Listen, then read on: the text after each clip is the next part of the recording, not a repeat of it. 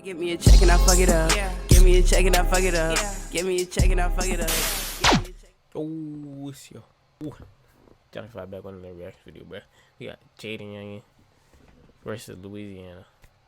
What really happened? If y'all new to the channel, make sure to like button, that sub button down below. Also, should be down in the description. Video be down in the description. Roll the 1K. RP JAYDAYOUNGAN, bro. But we about to see what really happened, bro. So, if you're new to the channel, sit back, relax, grab something to eat, and we about to see what happened. Let's get it.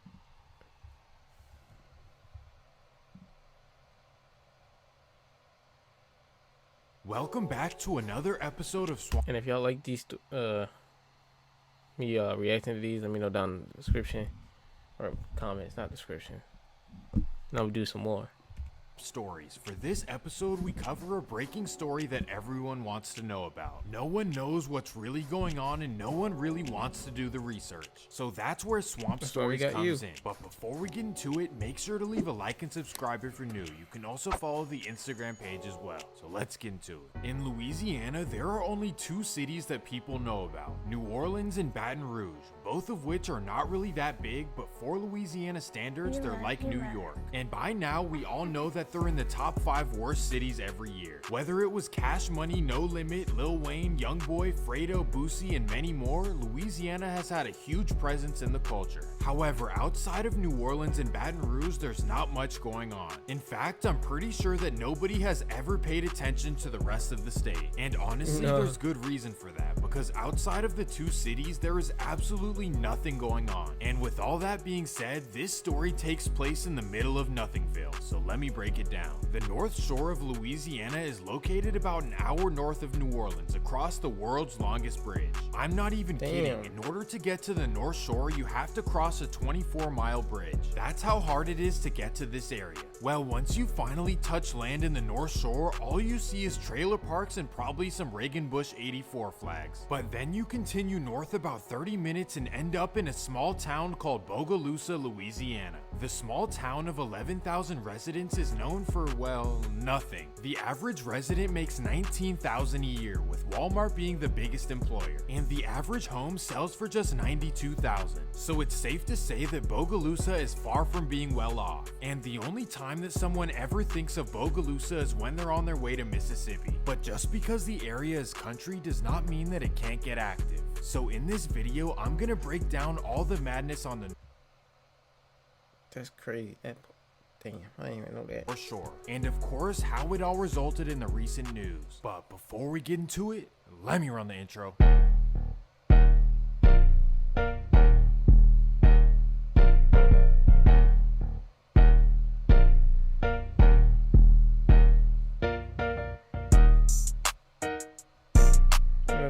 Quick. Well, this is where a young man named Javorius Scott was born in 1998. He grew up in a small house on Superior Ave. His area is just like any southern town, with small houses and trailers spread out. But growing up there is nothing like New Orleans or Baton Rouge. In fact, Bogalusa will only see about 1 to 2 incidents a year. So other than those 1 or 2 days, the town is pretty quiet. But that doesn't mean that growing up there is without struggle, because poverty is a huge issue. It's only quiet because it's a small town with no other cities within 20 minutes. In fact, the closest town is Franklinton, which is 27 minutes away. So essentially, Bogalusa is a big family because all they have is each other. Well, through a poor and boring upbringing, all Javorius had was music, and he began taking it seriously in 2016 at just 17 years old. This time under the name JAYDAYOUNGAN. Almost instantly, his songs blew up and reached millions of views. He began being noticed by local rappers such as Baton Rouge's Scotty Kane and most importantly NBA Youngboy. And in 2016, he released multiple songs with Youngboy's brother 3-3 and Scotty Kane. As time went on, JAYDAYOUNGAN seemed Actually, I kind of do remember hearing it. To get more and more popular, especially in 2019 with songs like 2-3 Island, which hit number 17 on US. That shit went up. That shit said like on SoundCloud, that shit had like 70 million. I think. charts. Well, right at the peak of his early career, Jay decided to make an interesting decision. Behind closed doors, he and Youngboy had some disagreements in 2019. Essentially, Youngboy was upset that his baby mom was messing with JAYDAYOUNGAN, so he texted Jay and told him to tell the girl to stop messing with him. I don't know if that made sense, but Youngboy wanted Jay to cut off his baby mom out of respect for their friendship. And honestly, it makes sense. If we're friends and make music together, you should have the decency to not interact with the mother of my child. Well, the alleged story goes that Jay told Youngboy that he would cut her off, and for the time being, he did so. But then the two got into a disagreement over an unreleased song that had leaked. Youngboy blamed Jay for sending out their exclusive song to friends who leaked it. So in response, Jay allegedly started rolling with the good old baby mom. In reality, this should end a friendship, but definitely not serious enough to spark a beef.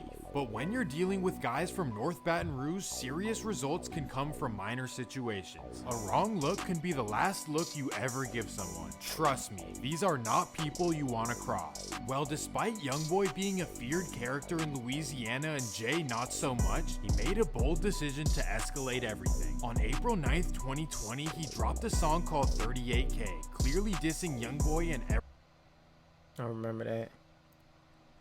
everyone he rolls with. He also admits and brags on the fact that he had a situation with Youngboy's baby mom. And of course, this made Youngboy angry, but not I'll drive 2 hours away to potentially find you angry, especially when he's dealing with rivalries in his own city. So for the meantime, everything was online disses and trolling. This included people from both sides, including the menacing BBG Baby Joe. And although He called him a menace. this story caught the national attention, the streets of Louisiana were paying attention to a different rivalry. So let me break Social media is wild. It's where trends start. it down. The North Shore of Louisiana does not have a history of rivalries in any way. In fact, residents of New Orleans and Baton Rouge would laugh at the notion of the North Shore being active. Here and there are personal vendettas, but it's nothing compared to Baton Rouge. But in 2020, things started to change. The entire North Shore is pretty much divided into two sides. Now mind you, this is from official articles in Louisiana, so I'd rather present the official news instead of the rumors. Anyways, so let me introduce you to the sides. First, let's start off in Roseland, Louisiana. This small town of 1,200 people is known for nothing, but they do have a small group of guys that call themselves the Purple City Boys, also known as PCB. And being that they're from a tiny town where nothing has ever happened, it's safe to say that it was all just an image at first. Like, who are they gonna beef with? Farm animals? Well, regardless, they have rappers named PCB Buck and PCB Ty Keith. And honestly, I didn't even want to listen to the songs after seeing the low views, but they're actually not that bad. I feel like there's a lot of undiscovered talent in these small areas. And that takes us to 2019. That's when PCB started going at it with a group called La Familia. They originate from Hammond, which is another small country town, but they have members that are spread out through the entire North Shore, and their main rapper is 700 Jeezy. He's had a couple decent songs, but he's more known for another kind of drum. Well, according to Louisiana prosecutors, Hell no. Familia rolls with two groups. The first is Hunger Gang, also known as HG. They are centered in the town of Covington and have a rapper named HG Suave, who's actually hard. And finally, La Familia rolls with a group of guys in Bogalusa, specifically in JAYDAYOUNGAN's hood, which they call 2-3 or simply the 2. So essentially, it comes down to PCB versus La Familia H3 and 2-3. I hope Damn. that's not too confusing. Well, in early 2020, the rappers began dissing each other from both sides, especially TJ and 700 Jeezy. This could possibly be the very first rap rivalry in the North Shore history, and things would get serious on June 21st, 2020. The Roseland community decided to host a Father's Day gathering in rural Oh, we already know how this goes.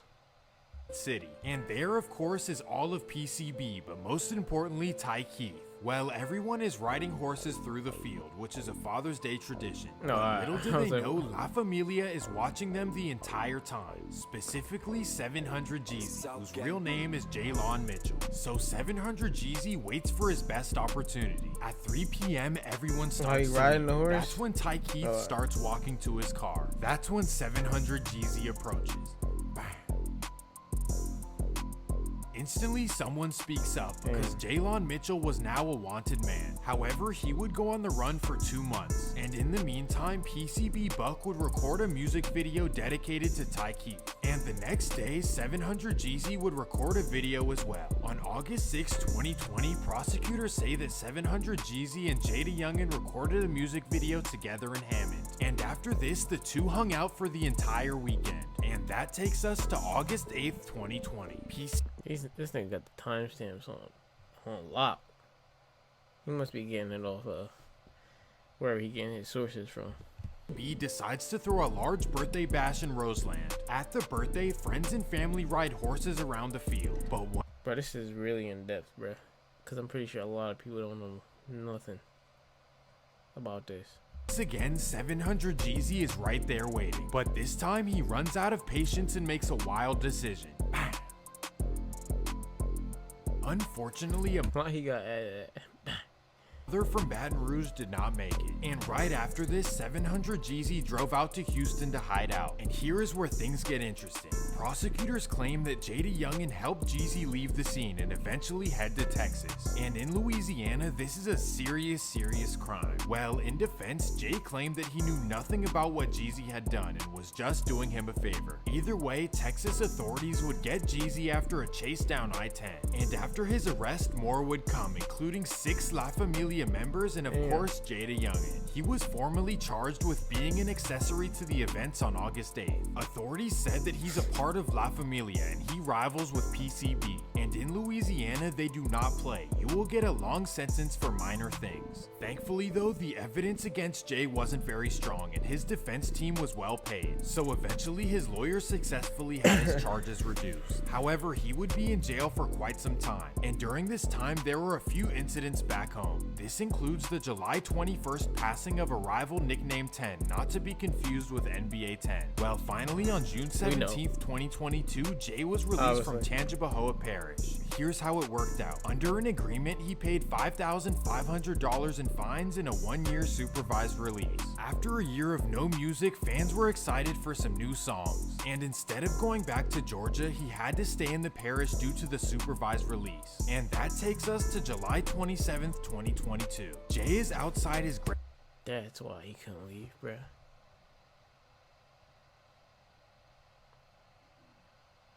Yeah. grandma's house on Superior Ave.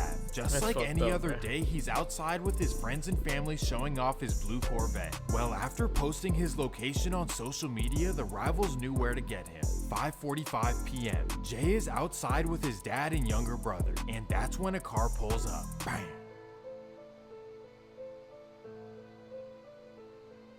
Quickly after, he's driven to Our Lady of Angels, just a mile down the road. Well, little did they know the whole time the rivals were still following them. So when they arrive, bam! Thankfully, this time everyone was okay, but unfortunately, Jay did not make it. So after this, social media erupted, with 90% being positive and 10% being rivals clowning. Online, you can find all kinds of clips and screenshots of both NBA and PCB members clowning Jay on Instagram. But honestly, I'd rather not show that. Either way, people have been speculating whether it's NBA or if it's PCB. And maybe it's neither, but what do you guys think? Interestingly enough, 700 Jeezy's brother Twan is close friends with Youngboy's brother and NBA 10. As you can see, B-Way Youngin has songs with Twan and they're also seen together in social media posts. So if 700 Jeezy rolls with JAYDAYOUNGAN and his brother rolls with Youngboy, how does this make any sense? Especially because Youngboy's side has been clowning Jay since the second he passed. Could there be something fishy going on, like a backdoor activity, or is this just the nature of the streets? Simply put, it's all a big mess. Well, that's gonna do it for this. Oh no. Y'all gotta let me know down in the comments what y'all think about that one. If y'all like this reaction, you want more reaction like this, hit that like button, hit that sub button down below. Also, it's be on the description, the video be on the description. Roll to 1K. And I'm gonna catch you on the next one, bruh. I'm out. I get me a check and I fuck it up. Yeah. Give me a check and I fuck it up. Yeah. Give me a check and I fuck it up.